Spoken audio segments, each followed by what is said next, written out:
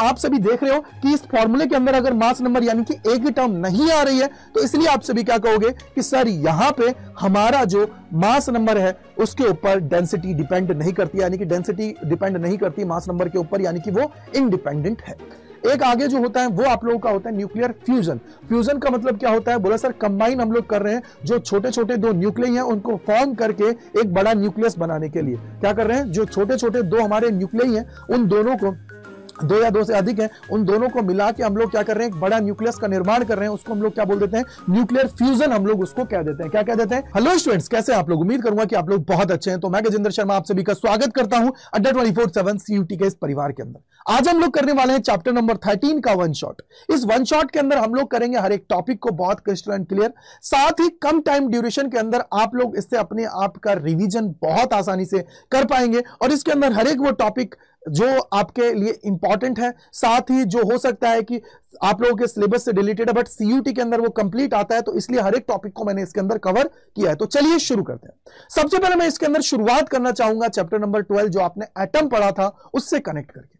आपने उसके अंदर जे थॉमसन का मॉडल पढ़ा था, उसके बाद में हमारे आर्नॉट रदरफोर्ड जी आए थे, उन्होंने अपने एक मॉडल दिया। देन उसके बाद में आगे बढ़े तो वहां पे बोहर्स ने अपने 3 पोस्टुलेट्स को दिया, यानी कि चीजें वहां पे चलती गई। तो हमारे जो जे थॉमसन जी थे उन्होंने क्या किया, बताया हमें कि यार जिस प्रकार से आप लोगों ने वाटरमेलन को देखा है तो उसके अंदर जैसे पल्प होता है उसी तरीके से क्या होता है, हमारे एटम के अंदर जो पॉजिटिव चार्ज होता है वो यूनिफॉर्मली डिस्ट्रीब्यूटेड होता है। साथ ही जो इलेक्ट्रॉन होता है जिस प्रकार से उसके अंदर वो सीड्स होते हैं उसी तरीके से इलेक्ट्रॉन क्या होता है, डिस्ट्रीब्यूटेड होता है। ये उन्होंने जे थॉमसन जी ने हमें बता दिया। लेकिन इसके बाद में आर्नॉट रदरफोर्ड जी ने अपने 2 शिष्यों के साथ एक एक्सपेरिमेंट को परफॉर्म किया और उसके रिजल्ट्स उन्होंने दिया और उसके अंदर उन्होंने पाया कि यार 19 उन्होंने क्या किया, अपना एक स्कैटरिंग मॉडल बनाया, या मैं बोलूं अल्फा स्कैटरिंग जो मॉडल था उसके अंदर उन्होंने क्या किया, एक गोल्ड फॉइल ली थी जिसकी थिकनेस जो उन्होंने ली वो 210 नैनोमीटर ली थी।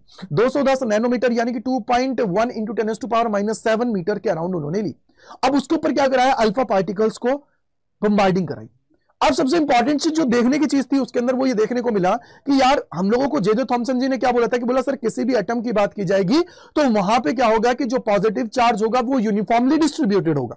बट वहां पे वो यूनिफॉर्मली डिस्ट्रीब्यूटेड ना होके हमने देखा कि यार जितने भी हमारे अल्फा पार्टिकल, अब अल्फा पार्टिकल क्या होते हैं अपने आप में पॉजिटिव नेचर के। अब पॉजिटिव नेचर के हैं क्योंकि उसका मास जो होता है वो प्रोटॉन के 4 टाइम्स होता है, यानी कि सर अगर वो पॉजिटिव चार्ज है तो पॉजिटिव चार्ज क्या होगा कि अगर हम लोग ये कह रहे हैं कि यूनिफॉर्मली डिस्ट्रीब्यूटेड है हमारा पॉजिटिव चार्ज एटम के अंदर तो वहां पे वो डिफ्लेक्ट होना चाहिए। लेकिन सर 99.86% अल्फा पार्टिकल्स थे वो क्या हुए, बिना डेविएट हुए निकल गए। यानी कि सर ये तो बहुत चकराने वाली बात आ गई। तो कैसे चीजें हुई, तो उसके बाद में उन्होंने देखा और एक्सपेरिमेंट के अंदर बताया कि यार 0.14% अल्फा पार्टिकल थे वो क्या हुए, डेविएट हुए। यानी कि सर हमारा जो एटम का मोस्ट ऑफ द पार्ट होता है वो क्या होता है, होलो होता है, यानी कि खाली होता है। और जो उसका चार्ज होता है, जो उसका पॉजिटिव चार्ज होता है वो उसके सेंटर यानी कि उसके सेंटर के ऊपर क्या होता है, कंसंट्रेटेड होता है। ये उन्होंने हमें बता दिया और उसको नाम क्या दे दिया था, बोले सर न्यूक्लियस नाम दे दिया था। तो वहीं से कहानी होती है इस न्यूक्लियस की और इस न्यूक्लियस को हम लोग देखने की कोशिश करते हैं। अब इस न्यूक्लियस के जब अंदर जाते हैं तो हम लोगों को पता लगता है, देखो ये लिखा हुआ, the entire positive charge and nearly the entire mass of the atom is concentrated in a very small space called nucleus of the atom. अब इसके अंदर हम लोग क्या बोलते हैं कि सर न्यूक्लियस की जब बात की जाती है तो बाद में डिस्कवरीज हुई, बहुत सारी चीज हुई। प्रोटॉन के बारे में तो हमें पता लग गया क्योंकि पॉजिटिव चार्ज था। न्यूट्रॉन के बारे में भी चीजें बाद में पता लगी और हम लोगों को पता लगा कि यार जो इसका न्यूक्लियस है, न्यूक्लियस के अंदर हमारे न्यूक्लियोइड्स रहते हैं, यानी कि हमारे प्रोटॉन और न्यूट्रॉन इसके अंदर प्रेजेंट रहते हैं। तो ये पूरी कहानी थी जो मैंने आप सभी को बता दी।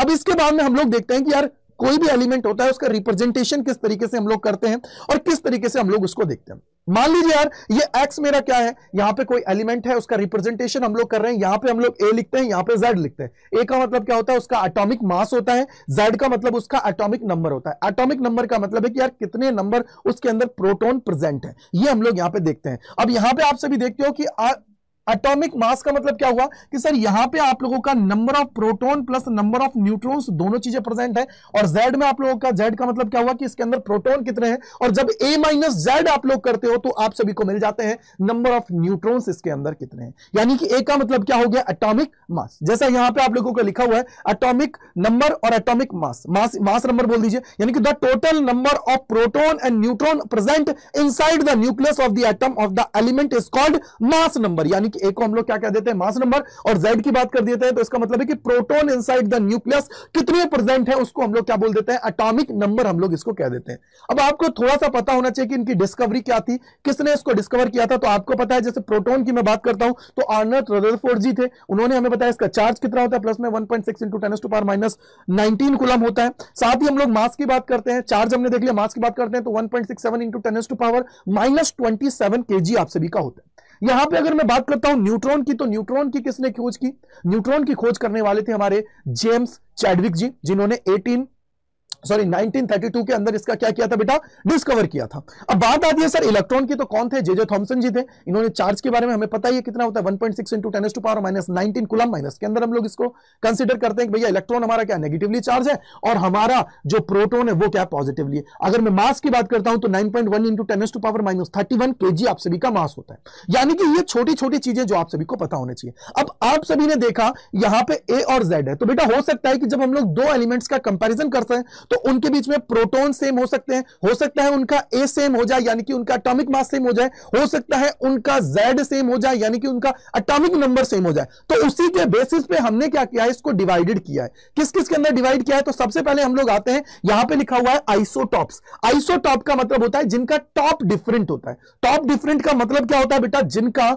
एटॉमिक मास जो होता है वो डिफरेंट होता है, एटॉमिक नंबर जो होता है वो सेम होता है, उनको हम लोग यहां पे बोलते हैं आइसोटॉप। जैसे हाइड्रोजन के आइसोटॉप्स की बात हम लोग यहां पे करते हैं। तो सबसे पहले देखो क्या हुआ, the atoms of the same elements having the same number of proton but different number of neutrons are called isotopes. यानी कि जिनका टॉप क्या होता है, डिफरेंट होता है। जैसे यहां पे 1H1 है, 1H2 है, 1H3 है, यानी कि जिनका टॉप क्या है, डिफरेंट है।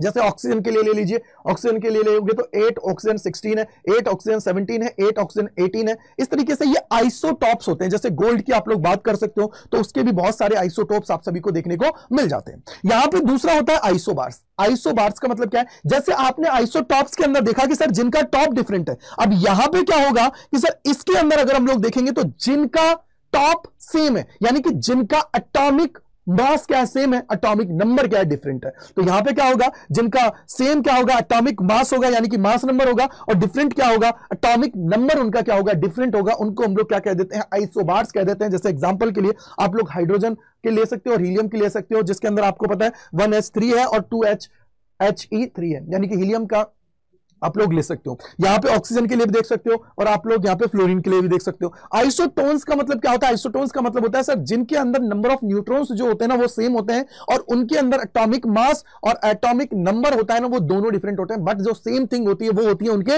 न्यूट्रॉन्स क्या होते हैं, उसके अंदर सेम होते हैं। तो न्यूट्रॉन सेम के लिए आप लोग क्या बोलोगे कि सर इनके अंदर क्या होंगे, इक्वल नंबर ऑफ न्यूट्रॉन्स होंगे बट डिफरेंट क्या होंगे, प्रोटॉन्स होंगे। उनको हम लोग क्या कह देते हैं, आइसोटोन्स कह देते हैं। जैसे यहां पे 3 7 है, 4 8 है, तो यार इनका जब न्यूट्रॉन्स निकालोगे तो 4 यहां से आएगा, 4 यहां से आएगा, 2 यहां से आएगा, 2 यहां से आएगा। तो इसको हमारे क्या है, एग्जांपल्स है किसके, आइसोटोन्स के।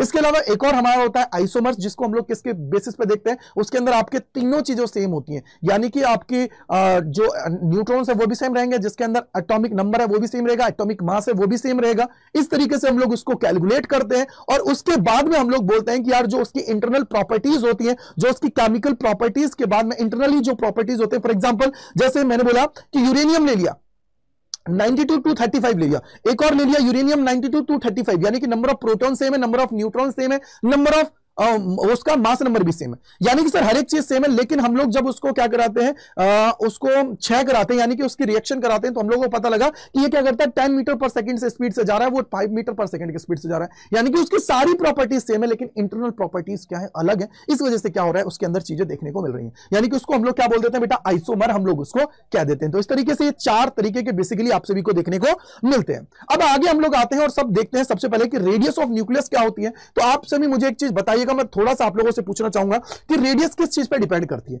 यार न्यूक्लियस के अंदर बेसिकली क्या होता है, अगर मैं न्यूक्लियस की बात करता हूं भैया, न्यूक्लियस के अंदर बेसिकली क्या होता है, बोला सर ए होता है, यानी कि मास नंबर होता है कि यार प्रोटॉन और न्यूट्रॉन का नंबर होता है। अगर तुम उनकी वैल्यू को इंक्रीज कर दोगे, चाहे नंबर ऑफ न्यूट्रॉन्स को इंक्रीज कर दो, नंबर ऑफ प्रोटॉन को इंक्रीज कर दो, तो उस केस में अगर मैं बोलूं मेरे पास लाइक 15 चीजें थी जिसमें से 7 हमारे क्या थे, प्रोटॉन थे और 8 क्या न्यूट्रॉन, मैंने नंबर इंक्रीज कर दिया। इंक्रीज करने से क्या होगा, उनका वॉल्यूम इंक्रीज होगा, और जब वॉल्यूम इंक्रीज होगा तो ऑब्वियसली बात है उनकी रेडियस भी इंक्रीज होगी। यानी कि सर यहां पे आप सभी जब लिखते हो इसके वॉल्यूम के रिस्पेक्ट में, तो आप सभी को पता लगता है कि यार आर जो होता है ना वो किसके होता है, डायरेक्टली प्रोपोर्शनल हो जाता है a की पावर 1/3 के, और यहां पे r इज इक्वल टू क्या हो जाता है बेटा, r not a to the power 1/3 होता है। r नॉट आप सभी का क्या होता है, यहां पे ये होता है एम्पेरिकल कांस्टेंट होता है, जिसकी वैल्यू 1.1 इंटू 10⁻⁻15 होती है, या इसी को आप लोग लिख सकते हो 1.1 FM लिख सकते हो, या 1.2 भी आप लोग इसको, कई जगह आपको ये 1.2 FM के अराउंड भी देखने को मिलेगा, यानी कि 1.2 इंटू 10⁻⁻15 मीटर भी आपको देखने को मिलेगा। ए का मतलब क्या होता है बेटा, एटॉमिक मास आप सभी का होता है, क्या होता है, एटॉमिक मास। यानी कि आपको सवाल कैसे दिया जाएगा, सवाल में आपको बोला जाएगा कि लाइक एफ ही है या कुछ भी ले लो एक एग्जांपल के लिए, बोले सर आपके पास क्या है, एक का A1 जो दे रखा है वो 125 दे रखा है, A2 आपको जो दे रखा है ना वो दे रखा है लाइक 27, और आपसे बोल दिया गया है कि इसकी रेडियस जो है ना बेटा वो है रेडियस जो है ना वो है लाइक 1.2 FM। तो मुझे बताइए इसकी रेडियस क्या होगी, इसकी रेडियस तुम्हें फाइंड आउट करनी पड़ेगी। तो इसकी रेडियस तुम लोग इजीली निकाल पाओगे क्योंकि दोनों का कंपैरिजन करोगे। यहां पे R नोट तो कांस्टेंट है, तो R1 is equal to A1 1/3 हो जाएगा, R2 is equal to A2 1/3 हो जाएगा। तो 1/3 का मतलब क्या होता है, A टू दी पावर 1/3 यानी कि क्यूब रूट है, और क्यूब रूट है तो इसके लिए क्या करना पड़ेगा, मतलब 5 का क्यूब कर दो और इसको इसके अंदर रखोगे तो ये क्या हो जाएगा, 3 से 3 कैंसिल आउट हो जाएगा, यानी कि ये तुम्हें 5 देखने को मिल जाएगा। तो यहाँ पे 5 रखोगे, उसकी तरह सॉल्व करना है, दूसरे को भी आपको इसी तरीके से सॉल्व करना है, यानी कि ये आप लोगों की क्या हो जाती है, रेडियस ऑफ न्यूक्लियस आपकी आ जाती है। अगर मैं डेंसिटी की बात करता हूं तो डेंसिटी क्या होती है, बोले सर डेंसिटी का मतलब होता है मास अपॉन में वॉल्यूम, मास अपन में वॉल्यूम की बात है। तो यार देखो मास कितना होता है, यार मास आपने अभी देखा, मैं बोलता हूं कि यार आपको पता है मास नंबर, मास नंबर का मतलब है कि कितने आपके उसके अंदर प्रोटॉन है, कितने उसके अंदर न्यूट्रॉन है, आप ये कहते हो। और मैंने बोला कि सर ऑलमोस्ट दोनों का मास होता है ना वो बराबर होता है, यानी कि मैं ये कह सकता हूं कि अगर आपसे कोई पूछा जाए कि आपकी क्लास के अंदर 45 लोग हैं, मैंने बोला ठीक है, हर एक का वेट कितना है, 80 किलो है, तो आप इस तरीके से क्या निकालोगे, कंप्लीट मास निकालोगे। उसी तरीके से मैं आपको यहां पे बोलता हूं कि यार आपके पास जो है ना वो आपके पास क्या है, आपके पास एक ए है, ए का मतलब क्या है, इसके अंदर आपके नंबर ऑफ प्रोटॉन और नंबर ऑफ न्यूट्रॉन है, यानी कि इसको मैं नाम दे रहा हूं यहां पे मास नंबर, ये क्या है मास नंबर, और इनटू में मैं इसको मल्टीप्लाई कर देता हूं एम से, तो यह आपका क्या हो जाएगा एम ए, यानी कि इसका कंप्लीट मास कितना हो जाएगा, बोला सर एम ए, और डिवाइडेड बाय इसका वॉल्यूम क्या होता है, बोला 4/3 पाई आर क्यूब आप सभी का हो जाएगा। आर की वैल्यू अभी आप निकाल के लाए थे, R not A to the power 1/3, और यहां से जब इसको सॉल्व करते हो तो ये आ जाता है M A divided by 4/3 pi R not का क्यूब, और ए आपका आ जाएगा, ए से ए कट जाएगा, 3 ऊपर चला जाएगा, यानी कि 3m divided by 4 pi R not का क्यूब, ये तेरे पास आती है 3m divided by 4 pi R not का क्यूब। यानी कि सर यहां पे एक चीज आपसे पूछी जाती है क्लास 12th के अंदर भी, और कई बार सीयूईटी के अंदर भी सवाल पूछ लिया जाता है कि क्या हमारी जो न्यूक्लियस की डेंसिटी है वो हमारी डिपेंड करती है किसके ऊपर, मास नंबर के ऊपर। तो आप सभी देख रहे हो कि इस फॉर्मूले के अंदर अगर मास नंबर यानी कि एक ही टर्म नहीं आ रही है, तो इसलिए आप सभी क्या कहोगे कि सर यहां पे हमारा जो मास नंबर है उसके ऊपर डेंसिटी डिपेंड नहीं करती, यानी कि डेंसिटी डिपेंड नहीं करती मास नंबर के ऊपर, यानी कि वो इंडिपेंडेंट है। यह आप लोगों का क्या होता है, डेंसिटी ऑफ न्यूक्लियस की बात हम लोग यहां पे करते हैं। आगे अगर हम लोग देखते हैं तो बेटा आपको पता होना चाहिए कि एटॉमिक मास यूनिट है, इसकी वैल्यू कितनी होती है, तो 1.6 इंटू 10⁻⁻27 kg होता है, या इसी को आप लोग जब एनर्जी की फॉर्म में लिखोगे इलेक्ट्रॉन वोल्ट की फॉर्म में, तो 931 इलेक्ट्रॉन वोल्ट आप सभी का हो जाता है, 931 मेगा इलेक्ट्रॉन वोल्ट आप सभी का हो जाता है। तो यह आपको थोड़ा सा याद रखना है। इसके बाद में आता है nuclear force. What is nuclear force? अगर मैं न्यूक्लियर फोर्स की बात करूंगा तो आपको पता होना चाहिए कि यार देखो, अगर न्यूक्लियस के अंदर आप बात करते हो तो आपको पता है ना कि प्रोटॉन भी है और न्यूट्रॉन भी है। क्या है? प्रोटॉन भी है और न्यूट्रॉन भी है। तो भैया देखो, प्रोटॉन प्रोटॉन है, यानी कि पॉजिटिव चार्ज है, उनके बीच में तो फोर्स ऑफ रिपल्शन लगना चाहिए, और प्रोटॉन और न्यूट्रॉन की बात है, न्यूट्रॉन के बीच में फोर्सेस तो लगेंगे। तो उन सभी को बांधे रखने के लिए जिस फोर्स की रिक्वायरमेंट होती है उसको हम लोग बोल देते हैं न्यूक्लियर फोर्स। क्या बोल देते हैं? न्यूक्लियर फोर्स हम लोग उसको कह देते हैं। तो क्या हुआ? The force acting inside the nucleus और acting between nucleons is called nuclear force. यानी कि proton proton, neutron neutron, neutron proton, proton proton, इनके बीच में लगने वाला जो फोर्स है उनको रोके रखने के लिए उनको, क्योंकि अब देखो अगर रिपल्शन लगेगा तो तोड़ के निकल जाएगा न्यूक्लियस तबाह, तो ऐसी कंडीशन तो आने नहीं देंगे। तो इसलिए क्या है, उन सभी को बांधे रखने के लिए एक फोर्स की रिक्वायरमेंट है जिसको हम लोग क्या देते हैं? Nuclear force. क्लियर है? अब यहीं पे एक वर्ड आता है कि सर इस न्यूक्लियर फोर्स की जब मैं बात करता हूं तो इसकी प्रॉपर्टीज क्या क्या है, किस तरीके से हम लोग इसकी प्रॉपर्टीज को देखते हैं। सबसे पहले बात तो पहली सबसे स्ट्रॉन्गेस्ट फोर्स है। स्ट्रॉन्गेस्ट क्यों है? क्योंकि सर पॉजिटिव पॉजिटिव को रोके रखा है, पॉजिटिव नेगेटिव, अगर मैं पॉजिटिव पॉजिटिव की बात कर रहा हूं, न्यूट्रॉन न्यूट्रॉन की बात कर रहा हूं, पॉजिटिव पॉजिटिव को रोके रखा हुआ है, यानी कि प्रोटॉन प्रोटॉन को रोक रखा है, उनको रोक के रख रखा है, तो अपने आप में स्ट्रॉन्ग है यार, जब भी तो क्या है, स्ट्रॉन्ग है। Nuclear force are the strongest force in the nature. Second चीज, ये चार्ज के ऊपर कभी भी डिपेंड नहीं कर रहा है, चार्ज के ऊपर डिपेंड ही नहीं कर रहा है, यानी कि चार्ज डिपेंडेंट है। और आप सभी को पता होना चाहिए कि चाहे हम लोग बात करें यहाँ पे कूलम्ब्स लॉ यानी कि इलेक्ट्रोस्टैटिक फोर्स की बात करें, ग्रेविटेशनल फोर्स की बात करें, तो वो क्या होते हैं, सेंटर से कनेक्टेड फोर्स होते हैं, यानी कि हम लोग उसको बोलते हैं सेंटर्ड फोर्स होते हैं। ये हमारा क्या होता है, नॉन सेंट्रल फोर्स होता है, वो सेंटर टू सेंटर लगने वाले फोर्स होते हैं, ये हमारे क्या होते हैं, नॉन सेंट्रल फोर्सेस होते हैं। और चार्ज इंडिपेंडेंट होते हैं, सबसे इंपॉर्टेंट चीज ये क्या होते हैं, नॉन कंजर्वेटिव टाइप के होते हैं। सेकेंड चीज, it is independent of charge, मैंने आप सभी को समझा दिया। इसके अलावा it is very short range attractive force. कैसे? बोले सर जैसे आप सभी जानते हो कि अगर मैं यहां पे पॉजिटिव चार्ज हूं तो मेरे पास जितने, एक यहां एक यहां एक यहां, यानी कि मेरे पास जितने हैं ना, मैं उन पे फोर्स लगाऊंगा, उसके अलावा मुझे बाहर वाले से कोई मतलब नहीं है। फिर वो क्या करेगा, उसके पास वाले का, फिर उसके पास वाले का, फिर उसके पास वाले का, इस तरीके से, यानी कि ये शॉर्ट रेंजेस फोर्सेस होते हैं, लॉन्ग रेंजेस नहीं है कि मैं यहां पे बैठा हूं मेरा उस पे चल रहा है सामने वाले पे, ऐसा बिल्कुल नहीं है। तो ये क्या होते हैं, शॉर्ट रेंजेस फोर्सेस आप सभी के होते हैं। इसके बाद में आता है कि सर सबसे इंपॉर्टेंट चीज आपको पता होना चाहिए कि ये जो फोर्स है ये 100 टाइम्स क्या होता है, किसका होता है, इलेक्ट्रोस्टैटिक फोर्स का होता है। साथ ही 10⁻38 टाइम्स किसका होता है, ग्रेविटेशनल जो फोर्स होता है ना उसका होता है। तो ये आपको थोड़ा सा इसके बारे में पता होना चाहिए कि सर किस तरीके का कौन सा ये फोर्स होता है, जिससे आप लोग चीजों को कनेक्ट कर पाए, चीजों को क्या कर पाए बेटा, समझ पाए। तो ये आप लोगों का क्या होता है, न्यूक्लियर फोर्स आप सभी का होता है। समझ में आ गया होगा कि सर ये शॉर्ट रेंज फोर्स होता है, सबसे इंपॉर्टेंट है शॉर्ट रेंज, यानी कि अपने आसपास वालों पे फोर्स लगाएगा। यार तुम एक चीज बताओ, तुम अपने घर में रह रहे हो तो अपने घर वालों पे लगाओगे फोर्स, या फिर तुम पड़ोसी वालों, पड़ोसी वाला तो 2 मिनट में खत्म कर देगा खेल, तो वो चीज नहीं है। समझ में आई बात? अब आगे अगर हम लोग चलते हैं तो एक होता है मास डिफेक्ट। मास डिफेक्ट का मतलब क्या हुआ यार, देखो आप सभी को पता होना चाहिए कि मैं बोलता हूं सर मेरे पास एक न्यूक्लियस है, पूरा एक न्यूक्लियस है, ठीक है, क्या है, एक मेरे पास न्यूक्लियस है और उसके अंदर क्या न्यूक्लियस है। अगर मैं इंडिविजुअल का सम करता हूं और उसके बाद में मैं कंप्लीट न्यूक्लियस का मास का सम करता हूं तो उनके बीच में क्या होता है, डिफरेंस आता है। यानी कि इंडिविजुअल 5 है तो 10 हो गया, और कंबाइंड करने पे मुझे 4.9 आ रहा है, यानी कि उनके बीच में क्या आ रहा है, डिफरेंस जब आता है मास का। क्यों? क्योंकि उनको कंबाइंड रखने के लिए, उनको पास रखने के लिए कुछ मास क्या होता है, एनर्जी की फॉर्म में क्या हो जाता है, कन्वर्ट हो जाता है। तो उसकी बात यहां पे आती है, तो उसको हम लोग क्या बोल देते हैं, जो ये डिफरेंस आता है उसको हम लोग बोल देते हैं मास डिफेक्ट। क्या होता है, मास डिफेक्ट, यानी कि the difference between the sum of mass of all the nucleons and mass of the nucleus is called mass defect. अब जैसे मैंने बोला कि मास डिफेक्ट क्या हुआ, बोले सर डेल एम है, यहां पे क्या हो जाएगा, जेड एम पी, यानी कि mass of proton, proton into mass of proton into proton का नंबर।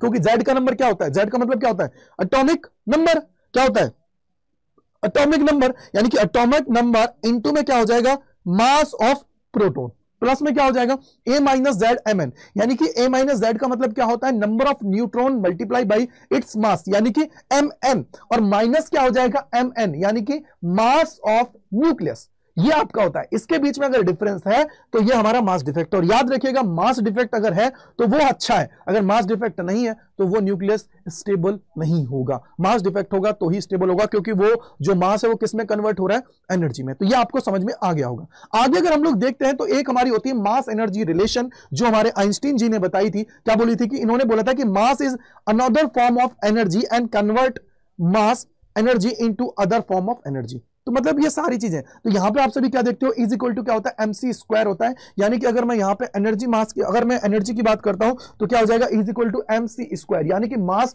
फॉर्म है एनर्जी की, एनर्जी की फॉर्म के अलावा ये अदर टर्म्स में भी हम लोग इसको देख सकते हैं। आगे जो होता है वो होता है बाइंडिंग एनर्जी। बाइंडिंग एनर्जी क्या होती है, देखो ये, the minimum energy required to separated the nucleons up to an infinite distance from the nucleus is called nuclear binding energy। अब बाइंडिंग एनर्जी कैसे पता लगेगा, बोला सर मास डिफेक्ट को मल्टीप्लाई कर दो बाइंडिंग एनर्जी, या सीधा सिंपल मैं एक चीज बोलूंगा, बाइंडिंग एनर्जी का मतलब क्या है कि बाइंड करने के लिए रिक्वायर्ड एनर्जी की बात हम लोग यहां पे कर रहे हैं। क्या होता है, बोला sir E is equal to हो जाता है आप लोगों का जितना मास डिफेक्ट है इंटू C स्क्वायर। क्या होता है, जितना मास डिफेक्ट है उतना मल्टीप्लाई कर दो C स्क्वायर से। ये आप सभी के क्या हो जाती है बेटा, इसको हम लोग बोल देते हैं बाइंडिंग एनर्जी। अब सबसे इंपॉर्टेंट एक वर्ड और आता है जिसको बोला जाता है बाइंडिंग एनर्जी पर न्यूक्लियन।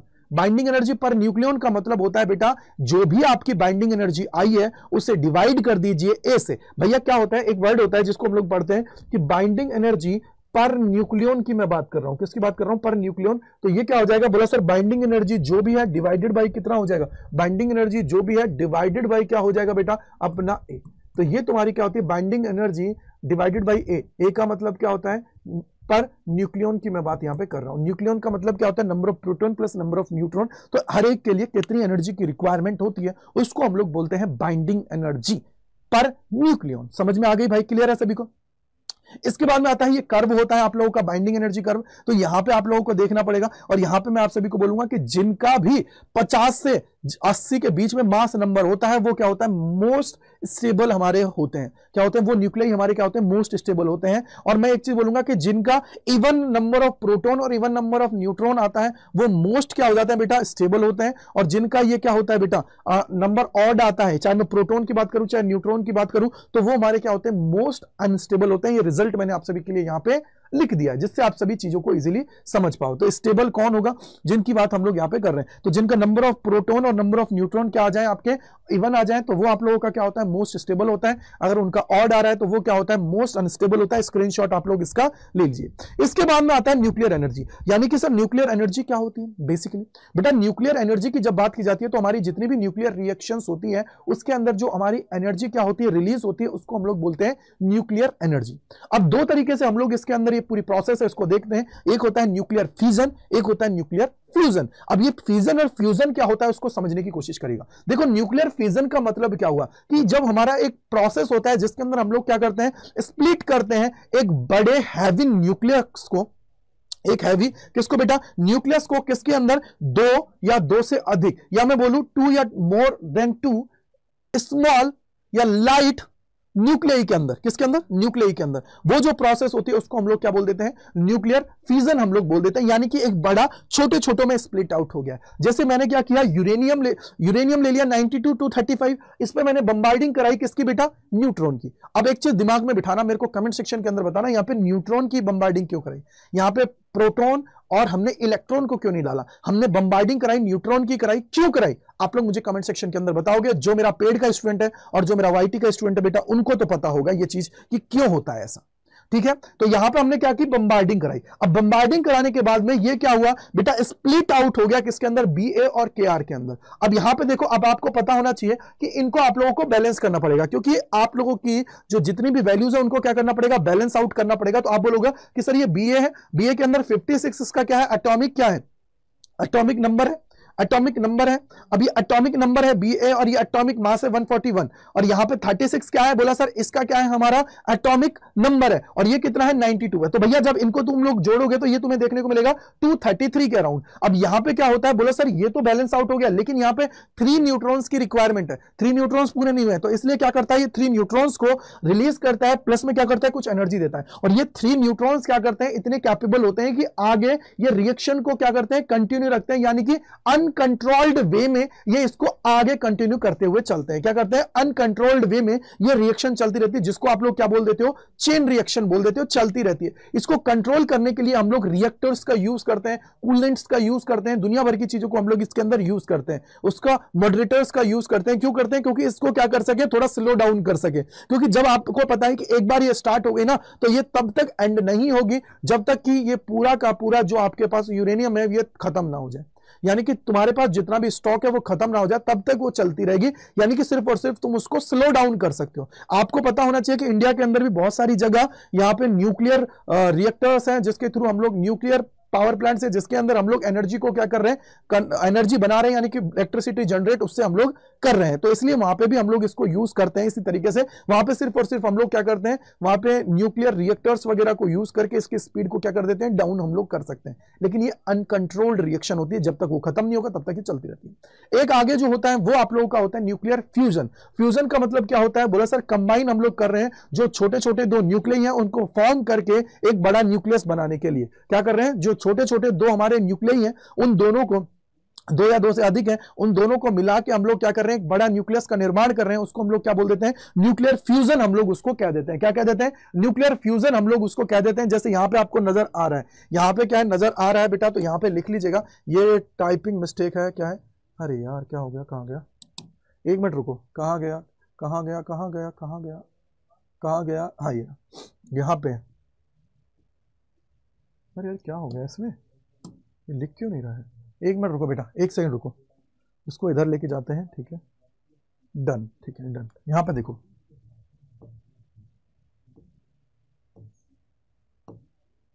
ये क्या हो गया भाई,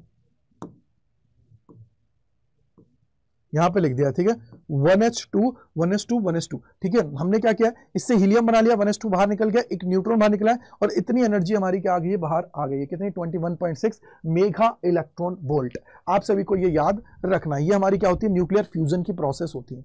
अब सबसे इंपॉर्टेंट चीज है कि सर ये हमने न्यूक्लियर फ्यूजन भी देख लिया, न्यूक्लियर फ्यूजन भी देख लिया, तो बेटा जितने भी बोर्ड वाले बच्चे हैं उनके लिए यहां तक ही ये टॉपिक कंप्लीट हो जाता है। लेकिन इसके बाद में काफी चीजें आप सभी के लिए आती हैं, जैसे सबसे इंपॉर्टेंट है वो है रेडियो एक्टिविटी, क्योंकि जो हमारे जो सीयूटी एग्जाम देंगे या और भी जो स्टूडेंट एग्जाम देंगे उसके अंदर ये बहुत इंपॉर्टेंट रोल निभाने वाला है, क्या है, रेडियो एक्टिविटी। अब ये रेडियो एक्टिविटी का मतलब क्या होता है कि सर हमारा वो फिनोमेना जिसके अंदर हमारी स्पॉन्टेनियस रिएक्शन होता है, स्पॉन्टेनियस इमिशन होता है, किसका बेटा, रेडिएशंस का, किससे, न्यूक्लियस से। तो वो जो पूरी प्रोसेस होती है, वो पूरी प्रोसेस को हम लोग क्या बोल देते हैं, रेडियो एक्टिविटी। यानी कि किसी भी एलिमेंट के न्यूक्लियस से हमारा जो स्पॉन्टेनियस इमिशन होता है, किसका, रेडिएशंस का, उसको हम लोग क्या बोल देते हैं, रेडियो एक्टिविटी कह देते हैं। अब ये रेडियो एक्टिविटी का जो सबसे पहले फिनोमिना है जिसको खोजा था वो हमारे कौन थे बेटा, उनका नाम था बेक्युरेल, इन 1896 के अंदर था। बेक्युरेल ने हमारे 1896 के अंदर क्या किया था, इसको डिस्कवर किया था। अब यहां पे कुछ आप लोगों के तीन तरीके के ये इमिशंस होते हैं, basically alpha beta gamma. Alpha beta gamma यानी कि जो आप लोगों की रिएक्शन होती है तो उसके अंदर आप लोगों के क्या होते हैं, अल्फा डीके, बीटा डीके और गामा डीके आप सभी को देखने को मिलता है। अब मैं थोड़ा सा इनके बताना चाहूंगा, फिर मैं इनको लेके आऊंगा। देखो अल्फा डीके जो होता है ना, अपने आप में क्या होता है, ये पॉजिटिव होता है, ठीक है, पॉजिटिव नेचर का होता है, और इसकी जो पेनिट्रेटिंग पावर होती है ना वो कम होती है, ठीक है, पेनिट्रेटिंग पावर कम होती है। पेनिट्रेटिंग पावर का मतलब क्या होता है, अब तुम्हें पता होना चाहिए कि अल्फा डीके है, ये पॉजिटिव नेचर का हुआ, पॉजिटिव नेचर का हुआ, तो इसका मतलब क्या हुआ, इसका सीधा सीधा मतलब ये है कि सर यहां पे अगर तुम इलेक्ट्रिक फील्ड और मैग्नेटिक फील्ड को अप्लाई करोगे तो उससे क्या होंगे, इजिली ये डिफ्लेक्ट हो जाएंगे। वैसे क्या होता है, अगर मैं बीटा की बात करता हूं तो बीटा के अंदर भी यही चीज देखने को मिलती है। क्या होती है, बीटा के अंदर भी ये चीज देखने को मिलती है। बोला सर ये नेचर से नेगेटिवली होते हैं, यानी कि इलेक्ट्रॉन, अगर मैं इसको बोलूं तो इलेक्ट्रॉन के रिस्पेक्ट में अगर इसको देखूं तो मतलब नेगेटिव हमारा ये होता है। अगर ये नेगेटिव होता है तो नेगेटिवली होता है, नेगेटिवली चार्ज होता है। नेगेटिवली चार्ज का मतलब क्या हुआ कि अगर हम लोग इसको रखते हैं किसके अंदर, इलेक्ट्रिक फील्ड और मैग्नेटिक फील्ड के अंदर, तो ये क्या हो जाएंगे, इजीली डिफ्लेक्ट हो जाते हैं उससे।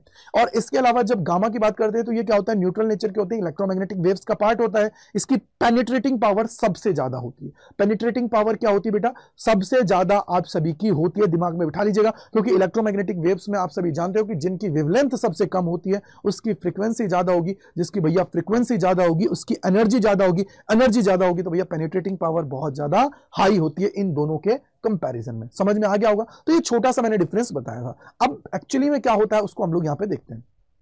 सबसे पहले देखिए कि अगर मैं अल्फा पार्टिकल की बात कर रहा हूं तो इसका मतलब क्या होता है। बोला जब भी आप लोगों का अल्फा पार्टिकल इमिट होगा तो आप लोगों का जो न्यूक्लियस है उसका एटॉमिक जो नंबर है वो क्या हो जाता है बेटा, 2 से डिक्रीज हो जाता है। क्या हो जाता है, 2 से डिक्रीज हो जाता है। एटॉमिक नंबर अगर 2 से डिक्रीज हो रहा है तो इसका मतलब क्या हुआ कि सर अपने आप में ये पॉजिटिवली है, पॉजिटिव है भैया, क्योंकि जो प्रोटोन ही तो है आपका, एक्चुअली में क्या है, प्रोटोन ही तो है, वो प्रोटोन ही तो है भैया। एटॉमिक नंबर का मतलब क्या होता है, प्रोटोन, नंबर ऑफ प्रोटोन कितने उसके अंदर प्रेजेंट है, राइट है मेरे भाई। और यहां पे मास नंबर है वो डिक्रीज कितने से हो जाता है, 4 से, क्योंकि आप सभी को पता है प्रोटोन के कंपैरिजन में इसका मास क्या होता है बेटा, 4 टाइम्स होता है किसका, अल्फा पार्टिकल का। तो इसके अगर मैं यहां पे रिएक्शन लिखता हूं तो मान लीजिए मेरे पास कोई एलिमेंट है x और a और z है। अगर मैं यहां पे अल्फा पार्टिकल निकालता हूं तो z क्या हो जाएगा, 2 टाइम्स डिक्रीज, दो इनमें से डिक्रीज हो जाएगा, और मास कितना हो जाएगा, 4 इसका डाउन हो जाएगा, प्लस क्या हो जाएगा, हीलियम निकल जाएगा। क्यों निकल जाएगा हीलियम, क्योंकि हीलियम ही ऐसा है जिसका एटॉमिक नंबर 2 है, एटॉमिक मास जो है वो 4।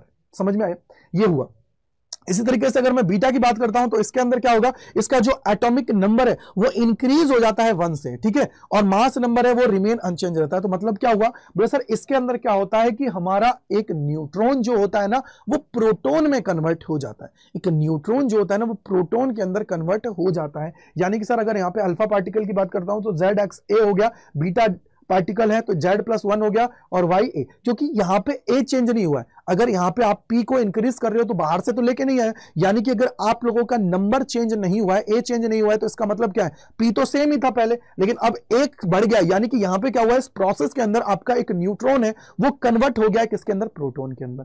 प्लस में क्या हो जाएगा, इलेक्ट्रॉन है उसको हमने निकाल दिया, प्लस में क्या हो जाएगा, ये आप सभी का यहां पे हो जाएगा। आगे अगर हम लोग बात करते हैं यहां पे गामा पार्टिकल की, तो ये क्या होता है, न्यूक्लियस से इसका एटॉमिक नंबर और मास है वो क्या रहता है, रिमेन अनचेंज रहता है, उस पर कोई फर्क नहीं होता है अगर ये न्यूक्लियस से क्या होते हैं, निकलते हैं तो। यानी कि हमने अल्फा, बीटा और गामा तीनों को यहां पे समझ लिया है आप सभी ने।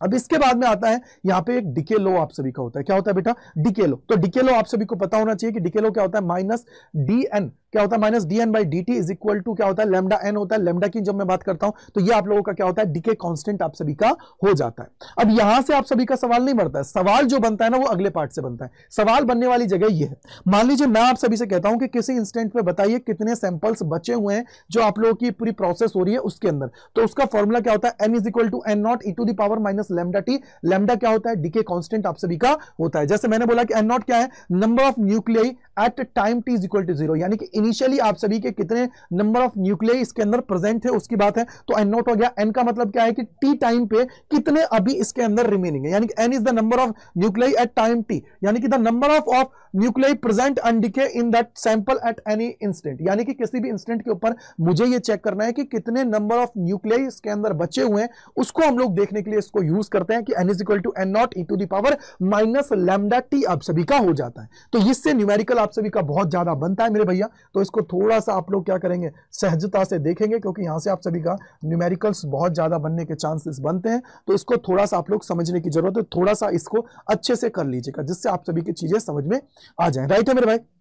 अब यहां से देखो बहुत सारे बच्चों के दिमाग में एक और चीज आती है कि सर हमने ये जो रेडियस को देखा, हमने उसके बाद में डेंसिटी को देखा, हमने उसके बाद में काफी चीजों को देखा, तो यार रेडियस का जिक्र क्यों, क्योंकि बेटा कई बार तुमसे पूछ लिया जाता है सवाल कि सर रेडियस कितनी होगी अगर आपके पास कोई भी एफ आपने ले लिया, एल आपने ले लिया, या कोई भी और आपने एलिमेंट को ले लिया है और उस एलिमेंट की रेडियस कितनी है उसको अगर आप लोग फाइंड आउट करना चाहते हो दूसरे के साथ कंपैरिजन करके, तो उसके लिए आप लोग वहां पे यूज करते हो। आप सभी से डेंसिटी पे बेस्ड सवाल पूछे जाते हैं कि मान लीजिए आपको क्या दे देंगे, मास नंबर दे देंगे, और मास नंबर देके तुमसे पूछा जाएगा कि बताइए इनकी डेंसिटीज क्या होंगी। तो बेटा आप सभी को याद रखना है कि डेंसिटीज कभी भी डिपेंड, डेंसिटी जो है वो कभी भी डिपेंड नहीं करती है मास नंबर के ऊपर। यानी कि सर मैं एक चीज सीधा सीधा सिंपल बोलूंगा कि वहां पे आप सभी की जो वैल्यू है ए की, वो क्या है, अगर उसकी मैं अगर बात करूं ए की वैल्यू की, तो वो वहां पे आएगा ही नहीं, नहीं आएगा तो इसका रेशो क्या हो जाएगा, 1:1 का रेशो हो जाएगा, और जब 1:1 का रेशो होगा तो डेंसिटीज का नंबर क्या होगा,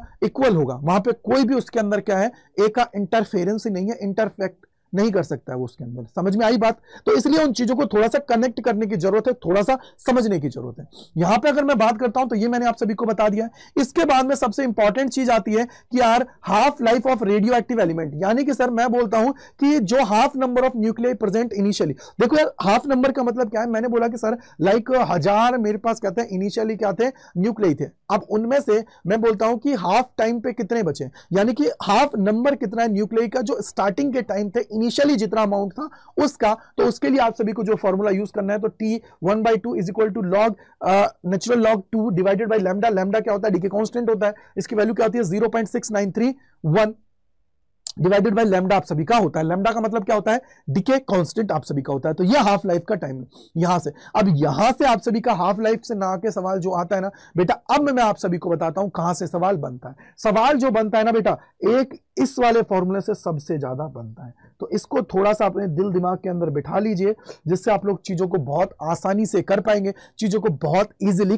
कनेक्ट कर पाएंगे। सबसे पहले आप सभी को 2-3 चीजें पता होनी चाहिए कि सर जैसे मैंने इनिशियली अभी पढ़ा कि अगर मैं रिलेशनशिप देखता हूं किसके अंदर, एवरेज लाइफ और डीके कांस्टेंट के अंदर, तो टाउ इज इक्वल टू क्या होता है 1/λ। 1/λ की बात हम लोग यहां पे कर रहे हैं टाउ के, यानी कि टाउ क्या होता है, रिलैक्सेशन टाइम की हम लोग यहां पे बात कर रहे हैं। अगर मैं यहां पे बिटवीन एवरेज लाइफ और डीके कांस्टेंट की बात करता हूं तो ये एवरेज लाइफ की बात है, ठीक है, मीन लाइफ आप लोग यहां पे बोल सकते हैं। अब रिलेशनशिप बिटवीन हाफ लाइफ और एवरेज लाइफ की बात करते हो तो tau is equal to 1.44 T half आ जाएगा। अगर मैं सबसे इंपॉर्टेंट जो चीज है वो आपके लिए ये है, इसको ध्यान रखिएगा बेटा। इसके अंदर क्या है कि the number of nuclei left undecayed after n half lives is given by, यानी कि आप लोगों का जो अनडिकेड बचता है ना उसके लिए है क्या होता है, n is equal to n not 1/2 की पावर n। 1/2 की पावर 1/2 की पावर क्या हो जाएगा, n हो जाएगा, या फिर इसी को लिख सकते हो n not is equal to 1/2, और ये जो n है n की वैल्यू लिख सकते हो t divided by t half. तो इस फॉर्मूले से ये जो फॉर्मूला है ये बहुत इंपॉर्टेंट है आप सभी के लिए, इसको आप लोग क्या करोगे, इजीली कनेक्ट करोगे और चीजों को समझते हुए आगे बढ़ोगे, इसलिए आप सभी के लिए ये चैप्टर में बहुत इंपॉर्टेंस रखती है। अब मैंने आप सभी को यहाँ पे कुछ चीजें बता दी हैं, ये आप लोगों का मीन लाइफ और इससे रिलेटेड, लेकिन मैं आप सभी को एक और चीज यहाँ पे बताना चाहूंगा, वो मेरे दिमाग से स्किप हो गया था, चलिए मैं दिखा देता हूं। देखो आपको ये पता होना चाहिए कि यार जब भी आप लोगों का रेडियस ऑफ न्यूक्लियस की बात करेगा ना, तो इसके अंदर 2-3 चीजें आपको ध्यान रखनी है। सर देखो सबसे इंपॉर्टेंट यहां पे जो आप लोगों का एटॉमिक मास है उस पे सारा खेला है, यानी कि क्यों, क्योंकि r is equal to r not A to the power 1/3 आप सभी का होता है, यानी कि a का फैक्टर बहुत ज्यादा है। जैसे फॉर एग्जांपल मैंने जैसे आपको यही बताया था, अगर इसको तुम लोग सॉल्व करते हो, मैंने बोला कि यार ये a है, तो मैं अगर r(a1) की बात करता हूं और r(a2) की बात करता हूं तो कितना हो जाएगा, बोले sir r not A to the a1 की power 1/3 divided by r not A to the power 1/3, तो इससे ये कैंसिल आउट हो जाएगा, इसकी वैल्यू क्या हो जाएगी, बोला सर 5 हो जाएगा, तो ये आप लोगों का क्या हो जाएगा 5 का क्यूब 1/3 और डिवाइडेड बाई क्या हो जाएगा, नीचे a2 कितना हो जाएगा भैया, a2 का मतलब कितना हो जाएगा, बोला सर 27 है, यानी कि 3 का क्यूब 1/3 आप सभी का क्या हो जाएगा, बोला सर ये हो गया, ये कितना आ जाएगा 5/3 आप सभी का आ जाएगा। मैंने किसकी वैल्यू दी हुई है, a2 की दी है 1.2 FM, यानी कि अगर मैं a2 की बात करता हूं तो उसकी वैल्यू मैंने दे रखी है, कितनी दे रखी है 1.2 FM आपको दे रखी है, तो इसको जब सॉल्व करोगे तो 3 चौक 12.4 आएगा और 4 पंजे 20, यानी कि लगभग 2 FM आप सभी का ये आंसर आ जाएगा। क्या आ जाएगा, 2 आंसर आ जाएगा। क्यों, क्योंकि सर इसका एटॉमिक क्या है आपका, बोला सर इसका एटॉमिक मास जो है ना वो ज्यादा है, और एटॉमिक मास ज्यादा होगा तो उसकी रेडियस ज्यादा होगी, उसकी रेडियस ज्यादा होगी, इसकी रेडियस कम नहीं होने वाली है। एटॉमिक मास के ऊपर सारा खेला है, जितना एटॉमिक मास होगा, एटॉमिक मास का मतलब एक्चुअली में क्या है, वैसे नंबर ऑफ प्रोटॉन और नंबर ऑफ न्यूट्रॉन्स उसके अंदर कितने हैं, उस चीज के ऊपर सारा खेला है। समझ में आ गई, क्लियर है सभी को, आई होप कि आप लोग इस चीज को कनेक्ट कर गए होंगे। इसके बाद में आप लोगों को मैंने डेंसिटीज के केस में बताया था, तो डेंसिटीज के केस में भी बता देता हूं। आप सभी को क्या कहेंगे, वो बोलेंगे इसको एक्सप्रेशन को आप लोगों को क्या कर देना है, ड्राइव कर देना है, लेकिन आप सभी को बोलेंगे कि भैया मान लो a1 की वैल्यू आप सभी को दे रखी है 125 और a2 की जो वैल्यू आप सभी को दे रखी है वो दे रखी है 27, तो आप सभी से पूछेंगे कि बताइए भैया क्या होगा, तो ये आप लोगों को पता होना चाहिए 5 का क्यूब होता है, 3 का क्यूब होता है। लेकिन सर आप लोग जब बोला जाएगा कि बताइए इनकी डेंसिटीज का रेशो क्या होगा, तो आप सभी जानते हो कि इसके फॉर्मूले के अंदर कोई भी एक ही टर्म नहीं है, और जब एक ही टर्म आपकी इसके अंदर नहीं है तो इसका मतलब क्या हुआ सर, इसका सीधा सीधा मतलब है कि यहां पे आप सभी को थोड़ा सा फोकस करने की जरूरत है। और फोकस क्या करने की जरूरत है कि भैया जब एक ही टर्म नहीं है तो इसका रेशो क्या आएगा, सारा का सारा कांस्टेंट है, और जब सारा का सारा कांस्टेंट है तो उस केस में इसकी रो का वैल्यू जो आएगी उन दोनों का रेशो क्या हो जाएगा, बोले सर 1:1 का रेशो आप सभी का हो जाएगा। ये थोड़ा सा आप लोगों को क्या है कनेक्ट करने की जरूरत थी। इसके बाद में आई होप कि मैंने समझा दिया एटॉमिक मास यूनिट क्या होती है। देखो एटॉमिक मास यूनिट का मतलब क्या है कि सर आप सभी जानते हो कि हम लोग जब सोना लेने जाते हैं तो सोना ऐसे थोड़ी है कि किलोज में लेके आते हैं, भैया 5 किलो दे दो, 10 किलो दे दो, 1000 किलो दे दो, नहीं है ना भाई। वहां पे हम लोग क्या बोलते हैं, भैया 1 तोला दे दो, 2 तोला दे दो। वैसे ही क्या होता है कि जब हम लोग बात करते हैं यहाँ पे मास की, तो मास के अंदर भी हम लोग क्या करते हैं कि ऐसे किलो, 2 किलो, 3 किलो के अंदर बात नहीं कर सकते। क्यों, क्योंकि सर इसकी यूनिट देखो कितना बहुत छोटा, किलो तो पहुंच ही नहीं रहा है। तो इसको हम लोग किसके अंदर देखते हैं, AMU के अंदर देख लेते हैं कि बोला एटॉमिक मास यूनिट के अंदर हम लोग इसको चेक कर लेते हैं, ये क्या होती है, इसकी सबसे छोटी यूनिट होती है। तो आपको ये समझने की जरूरत है। इसके अलावा मैंने न्यूक्लियर फोर्स वगैरह बता ही दिया आपको, मास डिफेक्ट भी बता दिया है, मास डिफेक्ट आपने समझ लिया है। उसके अलावा मैंने ये रिलेशनशिप बता दिया, सब कुछ आपको मैंने एक्सप्लेन कर ही दिया है आई थिंक। और कुछ बचा है क्या, देख लेते हैं, ये भी बचा है, चलो ठीक है। ये आप लोगों को बताया है कि activity of radio active element, यानी कि एक्टिविटी से रिलेटेड आप सभी से पूछ लिया जाता है, तो R इज इक्वल टू क्या होता है, -dN/dt होता है। यानी कि सर ये क्या होता है, ये जो activity of radio active element की है ना, वो डायरेक्टली प्रोपोर्शनल किसके होती है, या मैं बोलता हूं इक्वल्स टू किसके होती है बेटा, वो होती है रेट ऑफ डिस्टिंग्रेशन। डिस्टिंग्रेशन क्या होती है, यानी कि कितने टाइम पे कितना एलिमेंट, यानी कि पर यूनिट टाइम के अंदर हमारा जो एलिमेंट है उसके सैंपल्स में कितना चेंज आ रहा है, क्या वो कांस्टेंट है या चेंज आ रहा है, वो हम लोग यहाँ पे देखते हैं। या फिर हम लोग लिख सकते हैं activity of the sample after T time R is equal to R not e to the power क्या हो जाएगा, -λT आप सभी का हो जाता है। इसकी यूनिट्स आपको पता है, बैकरोल भी होती है, क्यूरी भी होती है, और आपकी रदरफोर्ड होती है। क्यूरी की बात करते हैं तो 3.7 × 10⁻10 डिके पर सेकंड आप सभी का ये आपको देखने को मिलता है। तो यानी कि इस तरीके से क्या है, ये पूरा का पूरा चैप्टर है जो आपको देखना था, समझना था। इसके अलावा मैं एक ही चीज बोलूंगा भैया, अगर आप लोग हमारे साथ हमारे प्रीमियम कंटेंट के अंदर जुड़ना चाहते हो, हमारे पेड के अंदर जुड़ना चाहते हो, जहां पे जबरदस्त तरीके से आप लोगों की तैयारी कराई जाती है, तो उसके लिए आप लोग हमारे लाइव क्लासेस के अंदर जुड़ सकते हो। टेस्ट सीरीज, ई बुक्स के अंदर भी आप लोग जुड़ सकते हो यूजिंग द कोड Y485। ये Y485 लगाओ और लाइव जिंगलाला आप सभी कर लीजिए, राइट मेरे भाई। इसके अलावा अगर आप लोग इसके नोट्स चाहते हो तो आप लोग हमारे जो कम्युनिटी चैनल है उस पर जुड़ सकते हो, फिजिक्स बाई गजेंद्र सर, उस पर जाके ज्वाइन कर लीजिए और अपनी तैयारी है उसको आज से ही स्टार्ट कर लीजिए, और जितने भी वहां पे नोट्स वगैरह सब कुछ उठा लीजिए, ठीक है बेटा। So thank you so much and bye bye to all, God bless you सभी को। इसी प्रकार के और सेशंस के लिए जुड़े रहिए अड्डा 24/7 CUT चैनल से।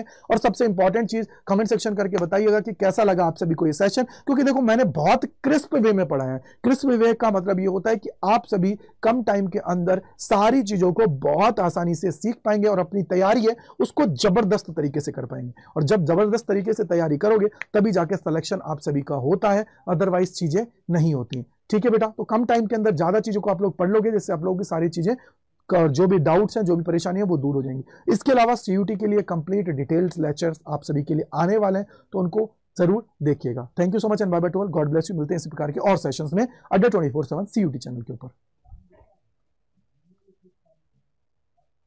और एक और चीज, चैनल को सब्सक्राइब कर लीजिएगा इसी प्रकार के इंपॉर्टेंट सेशंस के लिए और इंपॉर्टेंट चीजों के लिए, और मिलते हैं इसी प्रकार के सेशंस में।